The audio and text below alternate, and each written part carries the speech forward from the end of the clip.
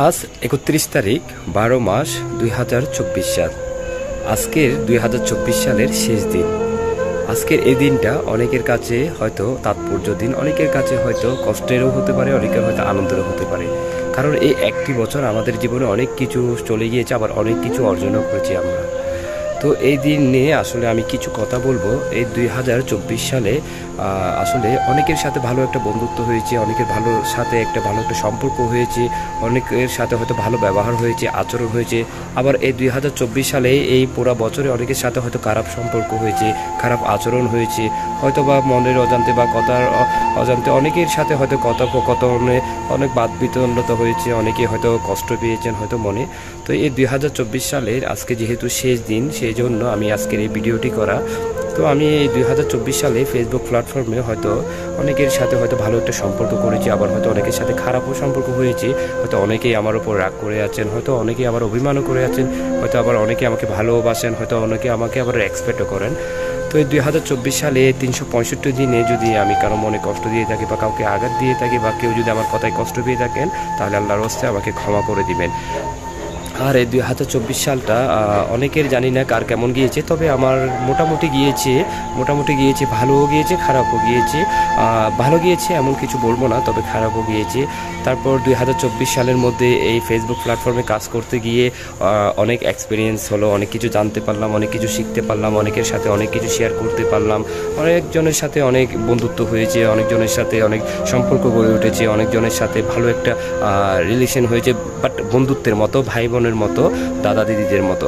তো এই প্ল্যাটফর্মের মধ্যে আমার বেশ করে পরিচিত হয়েছে ভারতের দাদাদের সাথে, ভারতের দিদিদের সাথে, আমাদের বাংলাদেশের বড় ভাইদের সাথে, আপুদের সাথে, বোনদের সাথে এবং বন্ধুদের সাথে।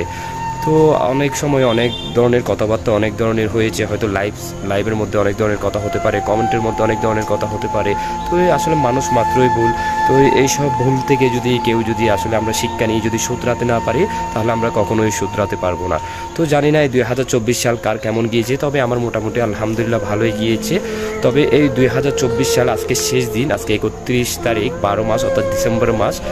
কালকে ১ জানুয়ারি ২০২৫ সালের কালকে ১ তারিখ আবার নতুন আরেকটি বছর শুরু হচ্ছে। এই নতুন বছরে আমরা আবার নিজেকে শুধরানোর চেষ্টা করব, নিজেকে ভালো একটা পর্যায়ে নিয়ে যাওয়ার চেষ্টা করব। আর যারা আমরা ফেসবুক এই প্ল্যাটফর্মে কাজ করছি, এই প্ল্যাটফর্মটাকে আরও কীভাবে উপরে নিয়ে যাওয়া যায়, আরও কীভাবে আমাদের অডিয়েন্স বাড়ানো যায়, কীভাবে ভিডিওগুলোকে ভাইরাল করানো যায়, কীভাবে আমরা এই ফেসবুক সম্পর্কে ভালো কিছু জানার যায়, তো এই সম্পর্কে আমরা অবশ্যই শিখব। তো আর ২০২৪ সালের এই লাস্ট দিনে আমি ফেসবুক প্ল্যাটফর্মকে ফেসবুক যে টিম মেম্বারগুলো আছে যারা ফেসবুকে কাজ করে চলেছেন, তাদেরকে আসলে ধন্যবাদ জানাতে চাই। তারা যদি আমাদের জন্য এরকম একটা সুন্দর প্ল্যাটফর্ম এনে না দিত, এখান থেকে আমরা কেউ তাহলে ভালো কারোর সাথে পরিচিত হতে পারতাম না, বন্ধুত্ব করতে পারতাম না, লক্ষ লক্ষ টাকা, হাজার হাজার টাকা আর্নিং করতে পারতাম না। আপনারা হয়তো জানেন ফেসবুক থেকে মানুষ লক্ষ লক্ষ হাজার হাজার টাকা আয় করছে ফেসবুক এরকম একটা সুযোগ করে দেওয়ার জন্য।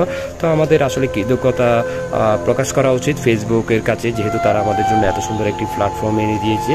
তো আমরা এই ফেসবুক থেকে আসলে অনেক কিছু শিখতে পেরেছি, অনেকজনের সাথে ভালো একটা বন্ধুত্ব করতে পেরেছি, ফেসবুকের মাধ্যমে আমরা অনেক কিছু জানতে পেরেছি, অনেক কিছু শিখতে পেরেছি।